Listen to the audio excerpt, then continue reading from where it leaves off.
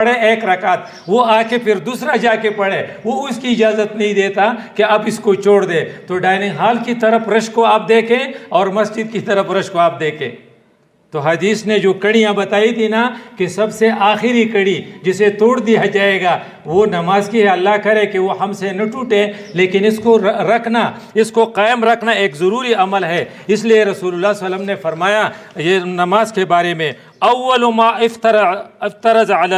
افترض علی هذه امت من دینہم الصلاۃ، سب سے پہلے جو بات فرض ہو گئی تھی وہ نماز تھا۔ وآخر ما یبقى من دینہم الصلاۃ، دین میں سب سے آخر میں جو رہ جائے گا وہ نماز ہوگا۔ واول ما یحاسبون به الصلاۃ، اور سب سے پہلے جس بات کا حساب کیا جائے گا وہ نماز کی حساب ہوگی۔ تو اس لیے قرآن ہمیں سمجھاتا ہے کہ آپ ان کڑیوں کو محفوظ رکھیں۔ جب تک آپ ان کڑیوں کو، سب سے بڑی کڑی جو اسلام کی حدود کی ہے وہ اقامت الصلاۃ، وہ اقامت دین ہے۔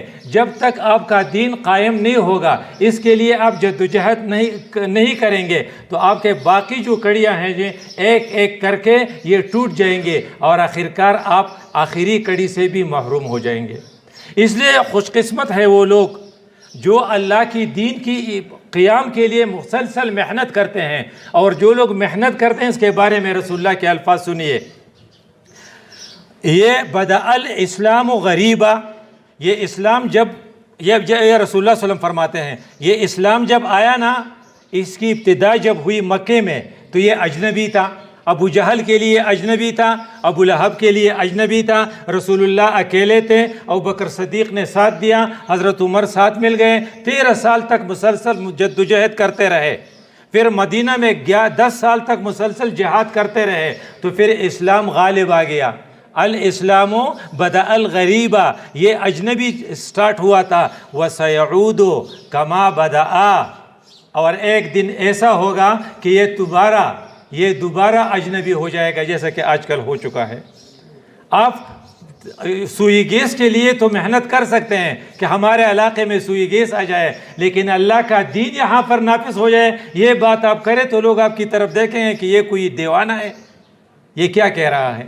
آپ پی سی ایل ہے کیا match, P S L matches کے لیے، اس کے لیے تو آپ یہاں پر انتظام کر سکتے ہیں، لیکن آپ فلسطین کے لیے جو غزہ مارچ ہوگا اس کے لیے بات کریں گے تو لوگ آپ سے کہیں گے کیونکہ سیعود ما بدأ کما بدأ، پھر اجنبی ہو جائے گا کہ یہ کیا کہہ رہا ہے۔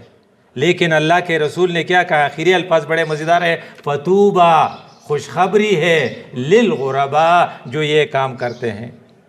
اس لیے جو اسی وقت جب عام لوگ میچوں کے پیچھے اور وہ منرلز کے پیچھے پڑے ہوئے ہیں کہ ہماری منرلز ہے، اس پر ہمارا اختیار ہے، لیکن آپ فلسطین کی بات نہیں کریں گے، اس لیے وہ غربا ہے، فطوبا للغربا۔ اور یہ کام کتنا اہم ہے، یہ اتنا اہم ہے، رسول اللہ صلی اللہ علیہ وسلم نے جب یہ الفاظ ان کے منہ مبارک سے نکل رہے تھے اس وقت اسلام لا آف دا لینڈ تھا، تو اس نے اس وقت کہا من تمسک بسنتی عند فساد امتی، جب میری امت میں فساد برپا ہو جائے گا۔ فساد کیسے برباد ہوگا؟ رسول اللہ صلی اللہ علیہ وسلم جب حج پہ جا رہے تھے تو تقریباً 1 لاکھ افراد اس کے ساتھ تھے۔ آج کل حج میں کتنے لوگ ہوتے ہیں؟ 30-40 لاکھ ہوتے ہیں، تو اس میں تو فساد نہیں آیا۔ ہمارے عمرے کی تعداد کو آپ دیکھیں، عمرے کی تعداد کتنی ہے؟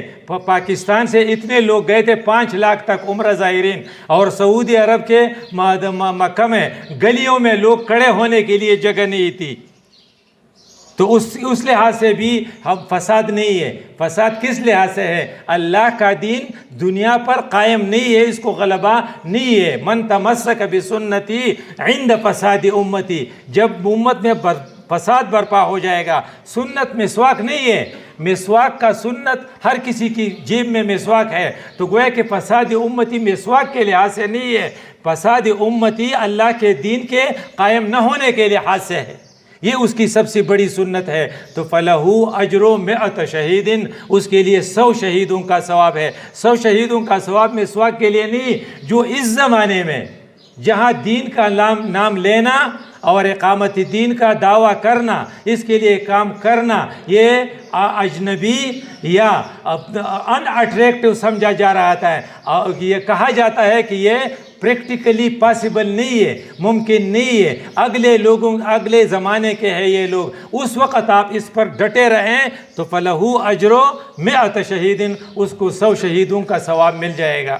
تو میرے درس حدیث کا خلاصہ یہ ہے کہ ایک تو یہ کہ ہم اگر اسلام کو سمجھنا چاہتے ہیں، اور ایک دوسری بات یہ کہ قرآن کی تشریح اگر ہم صحیح طور پر سمجھنا چاہتے ہیں تو وہ صرف احادیث کی تھرو ہوگی، اور وہ لوگ بہت زیادہ بدقسمت ہیں جو یہ کہتے ہیں کہ احادیث کی ضرورت نہیں ہے، کیونکہ احادیث کے بغیر قرآن سمجھ میں نہیں آتا، کیونکہ رسول اللہ صلی اللہ علیہ وسلم کے بارے میں ہم نے فرمایا، ہم نے کہا کہ سب سے زیادہ قرآن کو سمجھنے والا، سب سے زیادہ قرآن کو واضح کرنے والا، اور سب سے زیادہ قرآن پر عمل کرنے والا رسول اللہ صلی اللہ علیہ وسلم کی ذات تھی۔ اقول قولی ھذا استغفر اللہ لی ولکم ولسائر المسلمین۔